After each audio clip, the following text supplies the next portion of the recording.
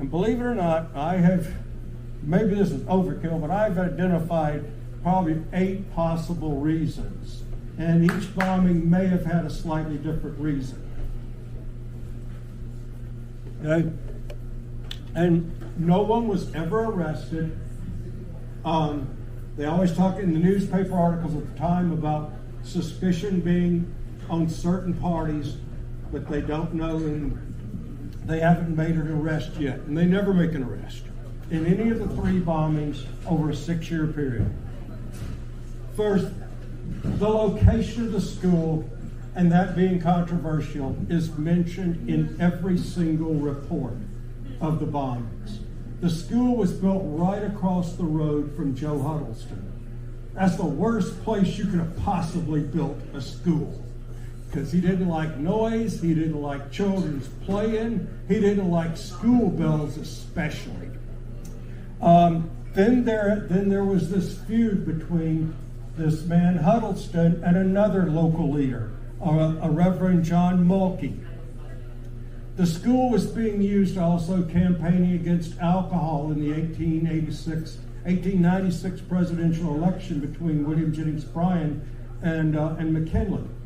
And if William Jennings Bryan had won that election, we would have had prohibition quite a bit earlier than when we did, because Bryan was a big prohibition man. But and Joe Huddleston ran for office too as a Republican. And one of the things he did for his campaign was he made Pingyang brandy. This is like a year after the first bombing, and he comes out with a line of brandy, Pingyang brandy. And the Register Guard calls him the Republican boss of Mohawk. Now, in 1901, he strongly uses anti-Chinese imagery against the school. There's one story that says that the students themselves did one of the bombings because they wanted a better school. At first, I didn't believe that. I think now it is possible, but they would have had to have had help. Most middle school kids don't have sticks of dynamite easily available to them. Somebody gave them that. And there were religious differences. The school was being used as a church. Like in many rural areas, early schools were used as churches or civic places. And something that can't be underestimated is gigantic population growth in the Mohawk Valley, right out there, that started in 1895 when the town of Windland, with about 800 people, was just plopped there. And then the railroad and this influx of people. Deborah Montsev last night sent me the census records for Mohawk, and we'll show them. Now, how did it get the name of Pingyang, though? Well, here it is. And here's the man who is said to name the school. This is Joe Huddleston. Whoops. The Battle of Pingyang. We found your collector. I think it's over there in the backpack. Oh, well, every time somebody moves the backpack. Oh. Steve, could you dig in there, please? Thank you. Yeah, just dig all through my backpack. Okay, so the Battle of Pingyang happened in Korea. Now, Pingyang was how we Americans pronounce Pyongyang today. That's the capital of North Korea today. And it's in this article, there was a giant battle between the Chinese and the Japanese at Pyongyang in Korea. And in this article, written by a man named James Creelman, he wrote dispatches, and over he fills the U.S. papers. I mean, there are hundreds of reports about this battle and Pyongyang, Korea. And he fills with all the papers with all this imagery that glorifies the Chinese and makes glorifies the Japanese, makes the Chinese total villains. Now, here in the first sentence, it starts off with the armies of Asiatic barbarism and Asiatic civilization met on this ground to fight the first great battle of the war. Yeah, that's a pretty good way to start your... Now this James Creelman, he is important. He is the father of what when we were older people, when we were kids, they called yellow journalism. Today they call it human rights journalism. He interviewed everybody from Sitting Bull to practically every president in his lifetime. There are numerous books. You look him up. His son also, something I appreciate, his son wrote the screenplay for King Kong. But yeah, so Joe, he's writing these dispatches coming from the war itself, and Joe Huddleston in Mohawk is reading them because they're in every Oregon paper, and he just almost immediately gives the area, or certainly within a year, gives the area the name Pyongyang because they build this school there. Oh, this is a piece of Japanese artwork, just a victory song being sung by the soldiers. If you look carefully, you'll see a lot of dead men in the bottom of the picture, and guns and cannons and swords. Now, this is a little quote from 1895, the Japanese Foreign Office in Idaho, and they write back to the Japanese government in Japan, and they say the Battle of Pyongyang has been great public relations for the Japanese workers, that they're being accepted by whites who did not accept them before. So this was a very big turning point after we'd kicked out the Chinese with the exclusion laws, who built a lot of our early railroads and early roads, and I believe the early road up to Bohemia. The Japanese were brought in because the community didn't want African Americans. So the Japanese were like the next least objectionable people. And also Japan was welcoming missionaries. They were playing baseball. They were dressing in Western clothes. They were doing a lot to make themselves more acceptable to Americans. But to this day in the Asian celebration, we have found that 90% of the people still call anybody they see that looks Asian, they still call them Chinese. Instead of looking, is that a Korean face or a Japanese face or where? Now, this is the first newspaper article I found about the Pyongyang school. And so the battle happens in September 1894. And then in April of 1895, Miss Rietta Smith will teach at the Pyongyang school. This is April 13th, 1895. But guess what? She doesn't teach there very long, only about 2 weeks, and then the school is blown up for the first time. Although it says a fire was attempted earlier. And this article came from the States' Rights Democrat, and it says there were several sticks of dynamite put under the floor, and that a fire had been attempted earlier. So this is 1895, and already 2 attempts have been made to destroy the school. This is the Florence, Oregon newspaper that came out a few days later. The bombing happened in late April, but the news got out the first week in May. Now, this is the only known picture of the Pyongyang school, and this is taken in 1903, after the last bombing in 1901. This shows the professor, as they called him, Mr. Tilton, and the students. Unfortunately, it does not show us the school, which had not been rebuilt at this point. They'd be blown up, they would patch it back together, then it'd get blown up again, and then they'd patch it back together again, and then it'd be blown up again, and then they'd patch it back together again. No one's ever arrested during any of this. So I found this picture after Curtis Irish's funeral in the Roadhouse Grill in Marcola. There's real good food too. And it's on the wall. And it's the only known picture. it's hard to believe that with these bombings, nobody ever took a picture of the school, and it was actually really hard to locate without. Went back to the original newspaper articles and maps, and I found where the school pretty well exactly was. But yeah, this is the only known picture. Now, I mentioned that I think religious differences were partly behind the bombings. Now, there were at least 2-3 groups of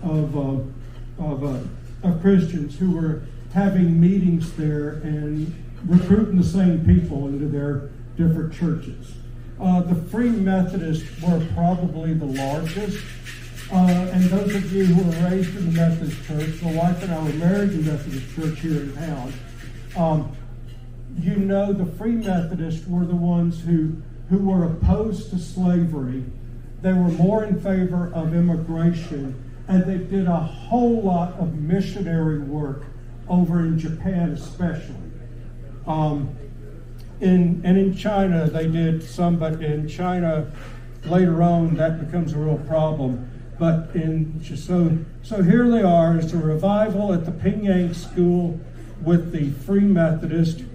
Now here's a picture of a camp meeting, a revival, what it would have looked like. I don't know exactly when this picture was taken. It's from the Curtis Irish collection. He didn't have an exact picture. We don't know what church it is, but it shows the tent and kind of what these church meetings were like. Now then, we'll come up to the 1896 election between Bryan and McKinley, and prohibition is a big issue. And the Pingyang School, I've got a couple of reports, is being used by Democrats, by Bryan supporters, who would have been in favor of prohibition. Oh, by the way, the man who is partly responsible for the Pingyang School, Reverend J.F. Mulkey, was using it, the school, for his church, and of course he was opposed to alcohol too. But guess what? Joe Huddleston's not opposed to alcohol. In fact, right after the 1895 bombing, he's running for office in the 1896 election, and he takes to the register guard. He makes bottles of Pingyang brandy to give out for his campaign. I mean, you got to admire that. I mean, packs a punch, real bang out of it. And yeah, it is, and that is just the funniest thing. It's blackberry brandy. And I understand one report said it's pretty good. Now, why do the Japanese come to Mohawk or Cottage Grove and build railroads and roads? They do it because the white men quit. Now, I've done railroad and highway construction. It's brutally hard. And I can tell you, this article here on the left, white men quit. Think about this article in terms of one of our current issues of immigration, where you know a lot of the immigrants are taking jobs that I sure don't want to do. And the same thing was back when they were building the railroads. Railroad work, it's brutally hard. You have to work as a team. And that's not a cultural thing that like Irish are very good at. The Mormons tried, they weren't so good at. And really, the people who were best at working at a team were the Asians, and especially the Japanese. They prided themselves on building excellent railroads. They wanted people to see how good their work was. They weren't just throwing some rocks and laying some rail down. They wanted people to see how good that work was. Now, through this presentation, I'll use the terms that are written in the original article. I wouldn't use them in ordinary conversation because they're considered improper slur words today.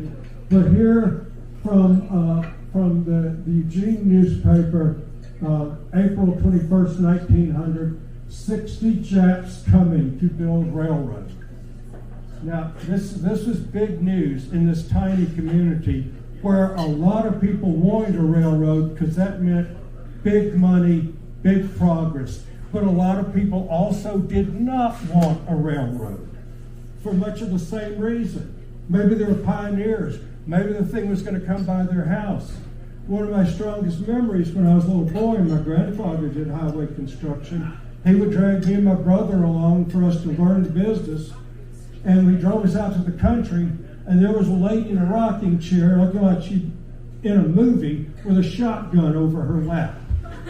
And he tells us, boys, stay here. And my grandfather goes and talks to the woman with the shotgun because they've got a road planned to go through her property, and she does not want that road going through there. So I have a little, so this happened sometime. Now, here's a January 1900 article with 20 men working on the Mohawk branch. Half of them were Negroes. Now, that didn't last long at all in Oregon.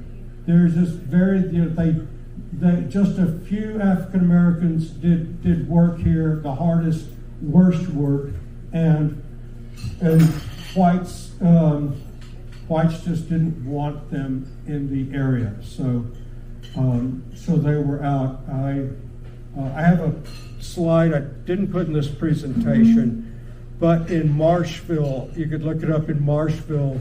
Around 1916, there was a girl who wanted to go to school, and they ruled that she was 1/16 black, and that disqualified her from being in the white school. 1/16 black. Now, how far back? Who's good at genealogy? How many grandparents back is 1/16?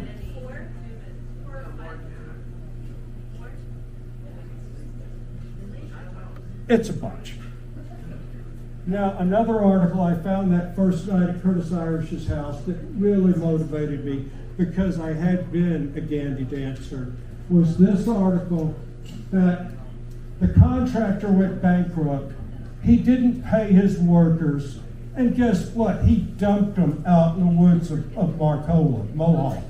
They built the railroad from Springfield to near to Marcola, and he just dumps them out there. He says he goes bankrupt. He goes bankrupt, but anyway, the guys, so they were just dead. The newspapers ran an article asking for people to find work for the men. And meanwhile, the Southern Pacific did step in to make sure the men got paid, and the rails did get laid. And that railroad stimulates tremendous growth in the valley.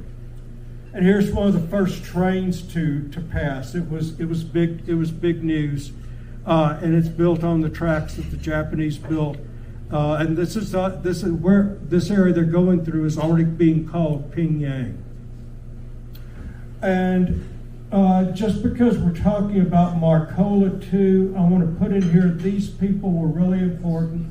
They were at Pyongyang too, but they're the founders of the town of Marcola. And they were staunch Methodists, big believers in missionary work. The woman on the left is Mary Cole.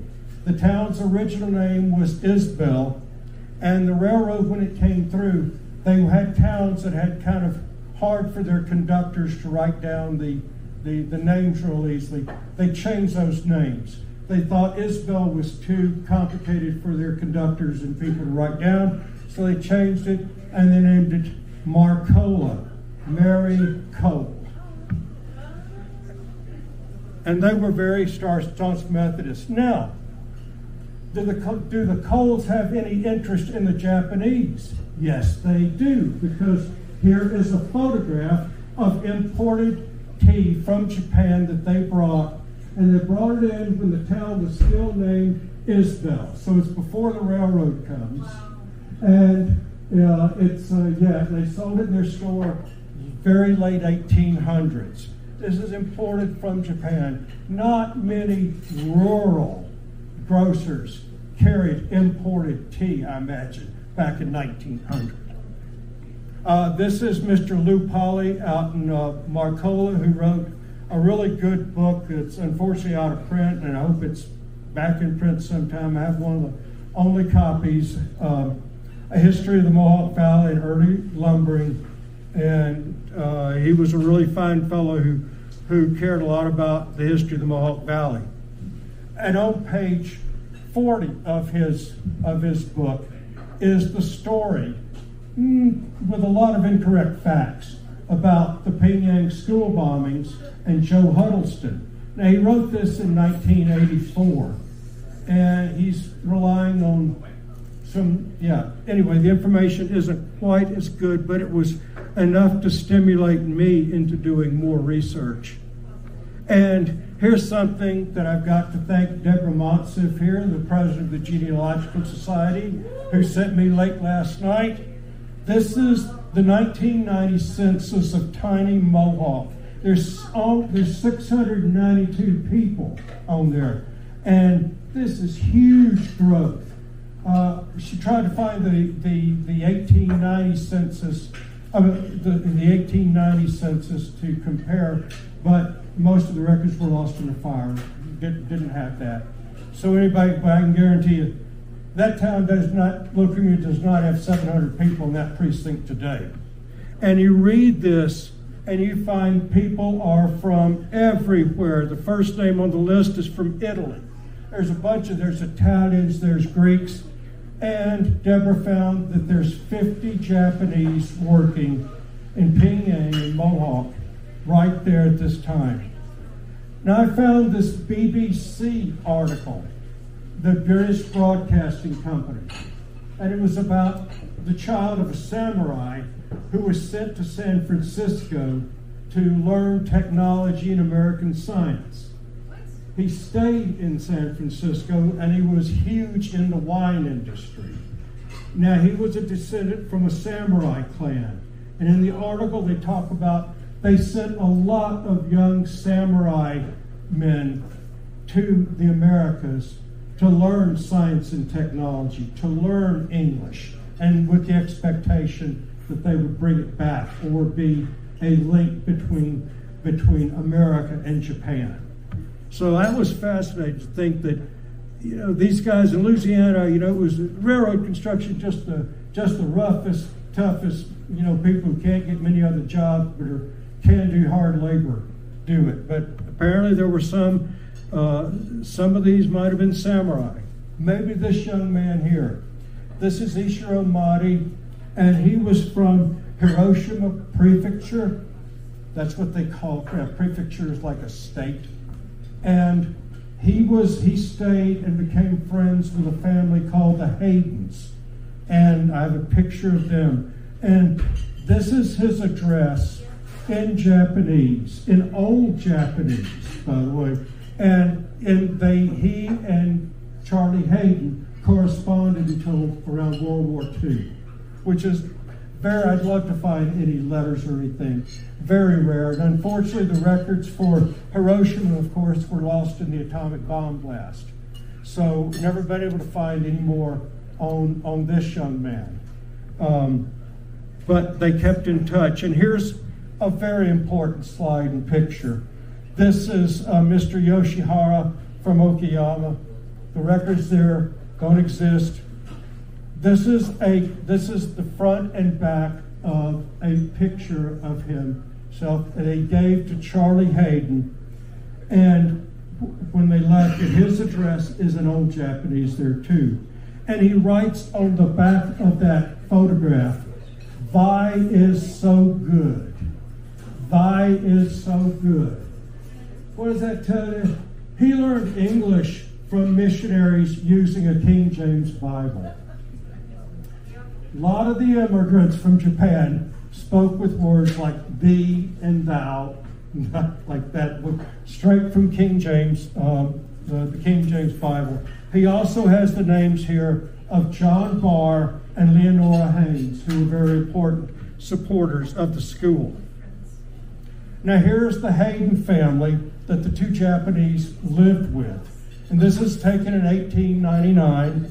Oh, by the way, I got those pictures from Charlie Hayden's grandson, who told me the whole, or as much as he knew. Like everybody, he wishes he had asked his grandfather more questions. I run into that all the time. But a great thing, Charlie Hayden wanted to go to college. He loved science. He loved chemistry. But his sister also wanted to go to college. She wanted to be a teacher. Charlie Hayden made the decision to go to work in lumber mills and put his sister through the U of O, where she went on to have like an outstanding 30-plus year career teaching.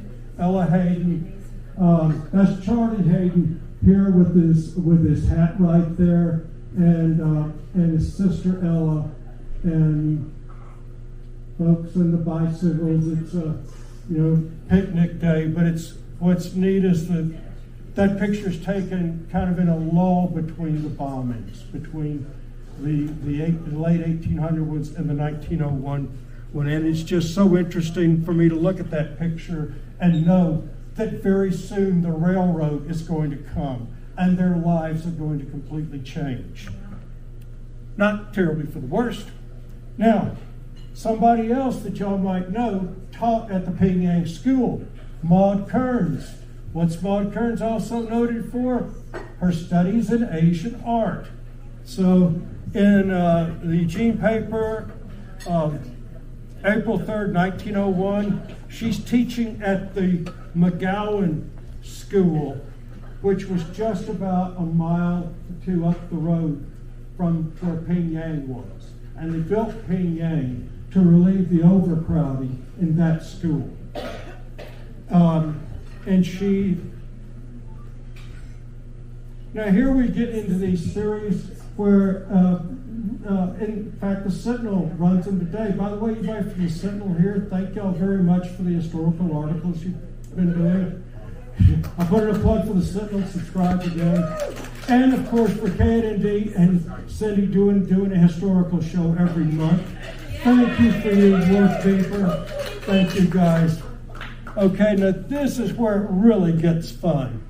Okay, there's a series of Mohawk items in the Register Guard, and different people write them. So in this April 15th, 1901 article, someone who calls himself Pyongyanger says, "We have got a woman preacher at Pyongyang." Now that's another thing that the Free Methodists did. They allowed women to preach. Now I was raised Southern Baptist, and you don't have no woman up there preaching, So this is a thing that was, yes, controversial at the time. Now, and it also mentions here that Miss Kearns is teaching at the Pyongyang School. So for some reason, she comes down from McGowan School and starts teaching at Pyongyang School. And it says that Pyongyang is badly in need of a little missionary work. What does that mean? What does that mean? Now, about a week later, someone named Hayseed replies. And they say, Pyongyang don't need no missionary, but some of the people who live around Pyongyang do. And we hope that they may be able to have one. So clearly there is a tug-of-war going around in the community, and it's centered around this school. And here we get to 1901. How many of y'all know about the Boxer Rebellion in China? 1900. That was gigantic news. The Boxer Rebellion was a uprising partly led by Shaolin monks and other martial artists. The English didn't have a term for them, so we called them boxers. So today we call them martial artists. And they wanted to throw all the foreigners out of China in one big uprising, one big swoop. Hundreds of missionaries were killed, beheaded in China. It was an awful thing. And a coalition of forces went in and stopped it and then kind of took over China for a while. And this comes from that period.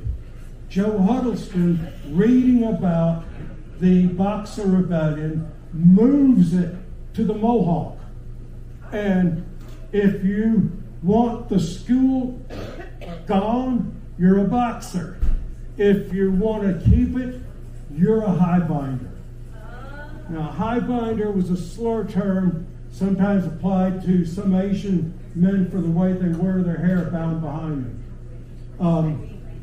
And also highbinder in certain Chinese criminal organizations was the main hitman. I just read. So, anyway, now Reverend Mulkey wore his hair and beard very, very long. I believe it was the disciples of Christ. I'm not sure if they cut their hair, but he wore his hair and beard very long, and he put it behind his back. So when Huddleston names the highbinders, he's pointing to Reverend John Mulkey, who is the leader to keep the school. Now, this is a picture of the Mohawk General Store right after it was built in 1914. I'm just referencing it here because it's also called the Hammett Store, run by generations of Hammett in the family there. And some of my material that were coming up, this article you just saw was written by Claude Hammett, and he managed the Pyongyang store. And he also wrote historical articles.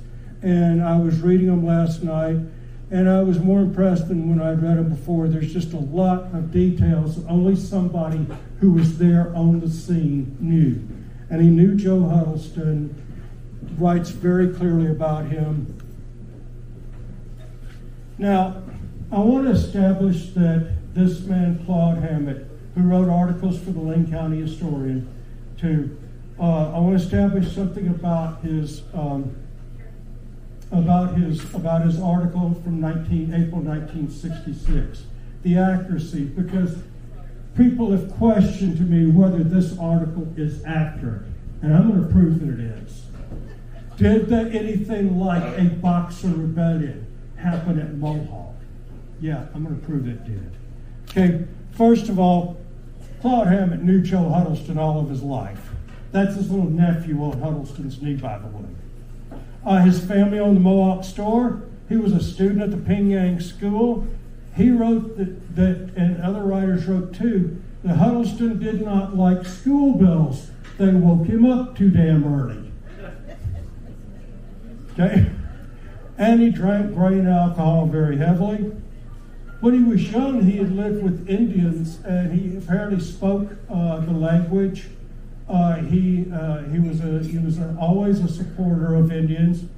They had a couple of neighbors who had a family that apparently were retarded, had some kind of special needs, and he helped take care of them. Huddleston also, he was an elected constable and judge. This is after the bombings. Constable, judge, and the unofficial mayor of Mohawk. So, all of us have this, mix of the good and the bad in us, or, what we're personally motivated on.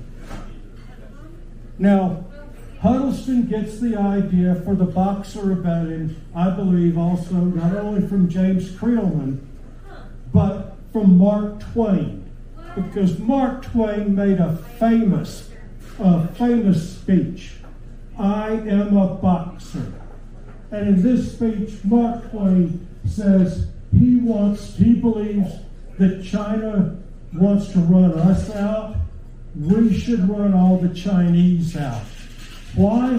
Because they're going to outwork us. Over time, they'll outwork us. They'll save their money. They'll stay bonded in their families, and they will take over because we don't do those things as well. So Mark Twain wanted the Chinese out. He was the I am a boxer speech. Now, if you don't know anything about the Boxer Rebellion, a pretty good movie made back in the 1960s that was popular, 55 Days at Peking, with Charlton Heston, David Niven, Ava Gardner, a great cast. And you can find this practically any place online. It's well worth watching.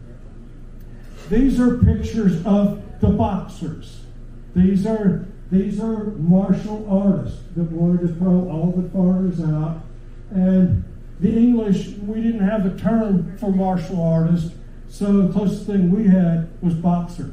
So that's what we used. So here's a picture of J.F. Mulkey and his wife at home on the Mohawk River.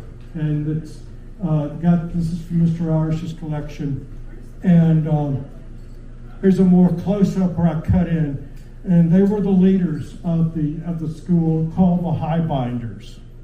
Now, July 15, 1901, the final bombing. This is the first article I saw in Mr. Irish's collection. It says it's the fourth attempt to destroy the school. And this news got widely reprinted. The Bohemian Nugget, I think, carried it. The Morning Oregonian. They say it's the result of an old feud. They have to be referring to the feud of Mulkey versus Huddleston. They lived like next door, and I think I read someplace that they had to put what they call a devil's lane between them. A devil's lane was what they used in the old days when two settlers couldn't get along and the boundaries were in dispute, and they would create this little lane between them. So I think they had that. Now here's 1963 Springfield News. They're closing the Mohawk school that replaced Pyongyang, and they have in both the Register Guard and the Springfield News a couple of articles.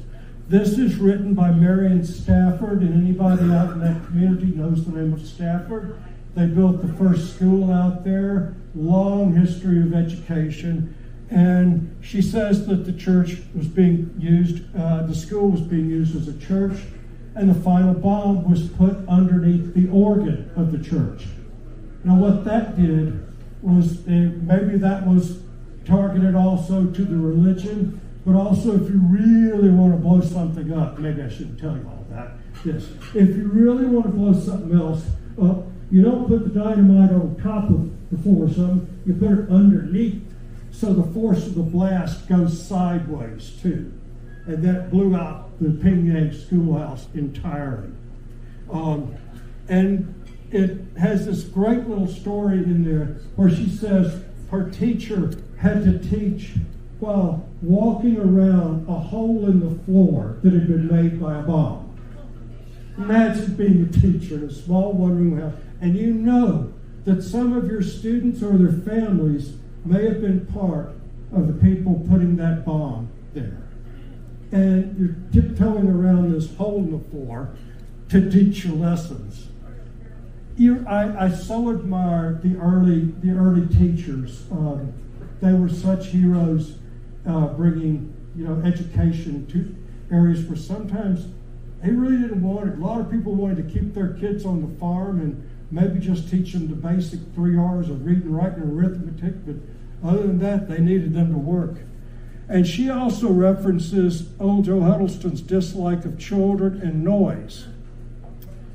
Not to be outdone, the Register Guard, a few days later, writes its own story about the closing the school. And Don Bischoff, a lot of you old-timers in here will remember Don Bischoff, great columnist for the Register Guard for many years. He writes a story interviewing Ida Sporsbaugh, and she was from the pioneer family out there, former student of school. She says the students bombed it because they wanted a better school. Okay, now where middle school kids get dynamite, run around on a Sunday night and blow up the school, I don't know how their parents,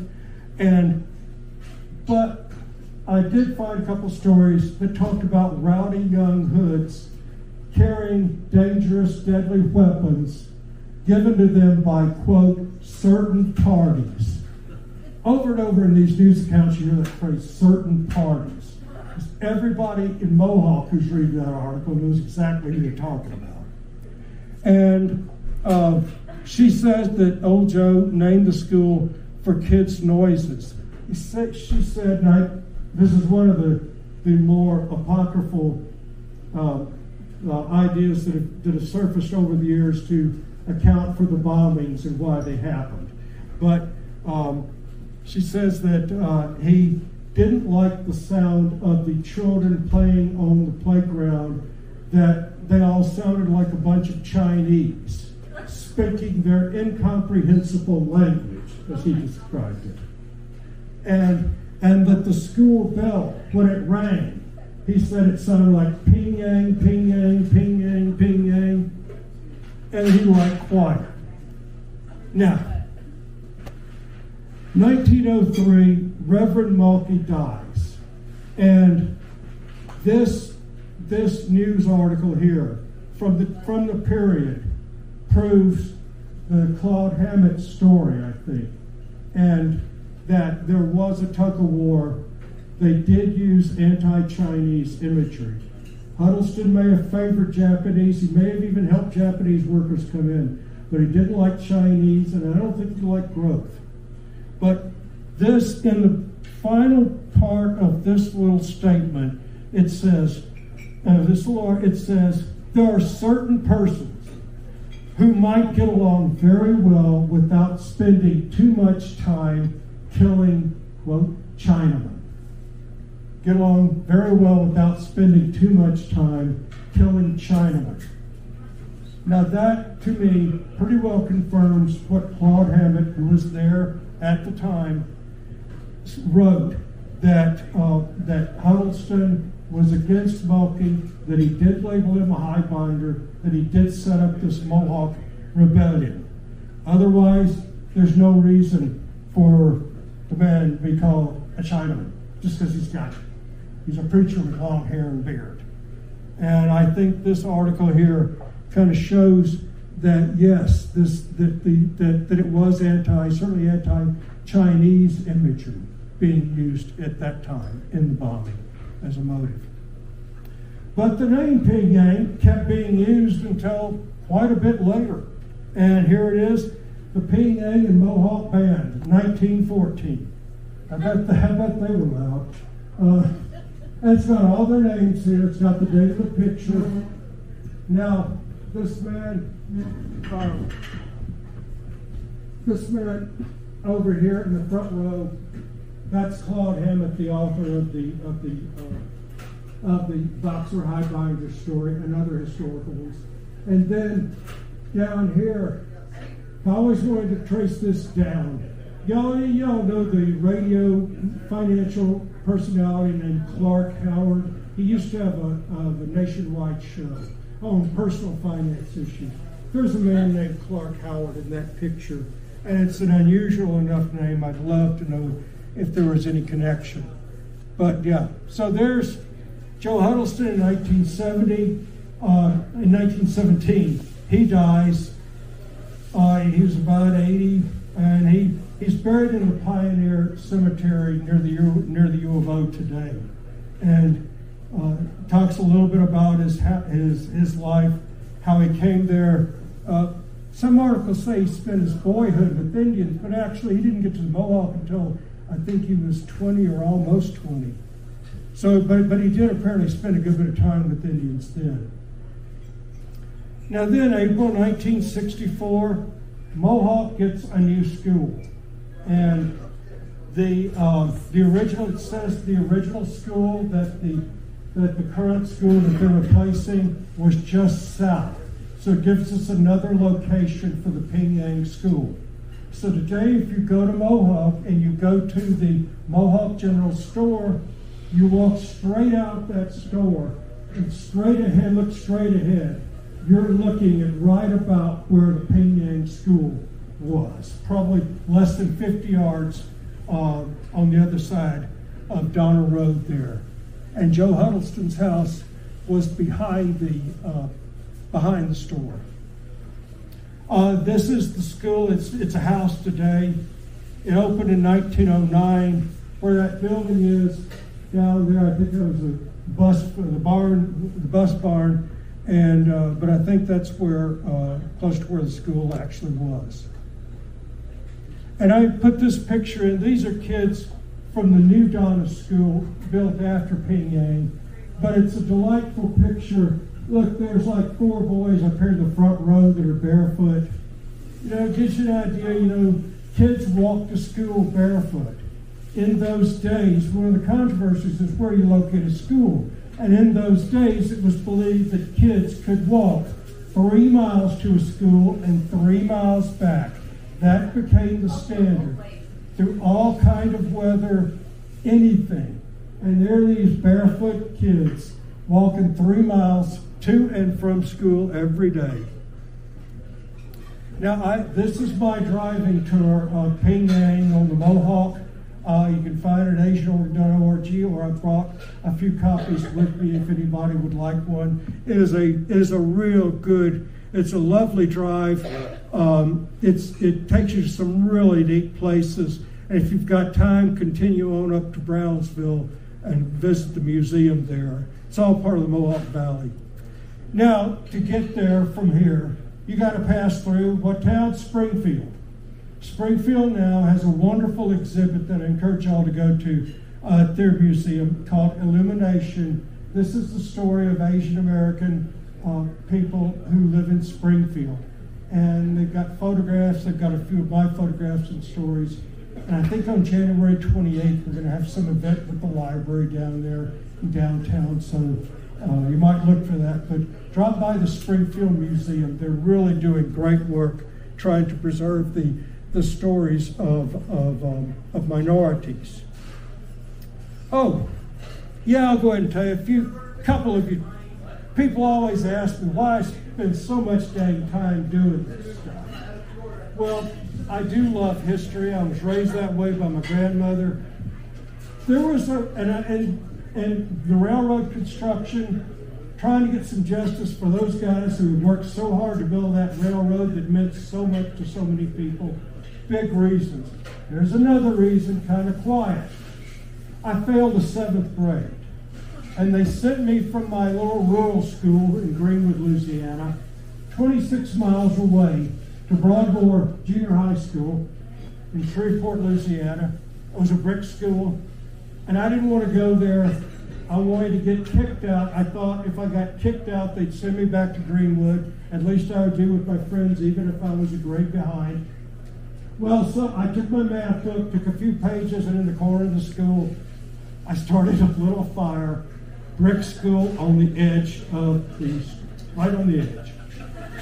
And who should be looking behind me? It's the principal, Mr. Sibley. Now, what would you do with a student today you catch, even if the school is brick? And he could have called the cops. He could have done all kinds of stuff. He took me in his office. He told me that he told me this punishment, and he told me that he could send me, there was no chance of me going back to the school I'd come from, but he could send me to another school that was not nearly as good as Broadmoor. I knew what it was. I didn't know what it was. And so he had me every day for a week go all around the block of the school and pick up any trash and litter. And he came out and talked to me every day. And he hammered into me that what a good thing I was doing. And the people who stop and pick up litter and garbage are better than the ones who put it down. And that, God likes it, nature likes it. So to this day, even if I'm well-dressed going into something, I see a piece of litter, I will just by reflex pick up that piece of litter. To this day, I do that. And then we just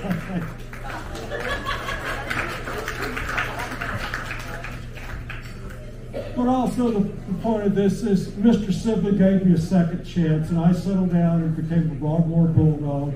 My grades did not improve. I didn't do any better there than I did in Greenwood. But I was a nice guy to have around. And Mr. Sibley took that chance on me, and ever since, I think it helped guide the mental health work. Most of y'all know that I worked in community mental health for almost 25 years. That was part of what guided me, giving people second chances, believing that people can rise up and not just, today somebody does something wrong and we cancel them and kick them out. So, okay, well, that concludes the story of the Pyongyang school bombing. If anybody wants to continue, there's a Japanese colony at Shotgun Creek we can talk about, or I've got 10 slides on who I think Opal Whiteley's real angel mother was. Oh, but Deborah Monson is waving to me. It's time for the contest. Okay. Deborah's going to come up here, and it's time to do the trivia contest.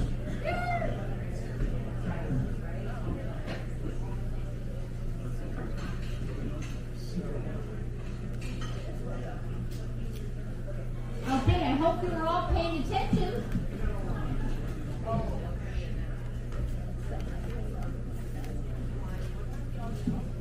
So Steve gave me 7 questions, but we only have room on the paper for 5. So I'm just going to do the first 5. So the first question of this trivia, and we do have prizes. Who named the area Pyongyang?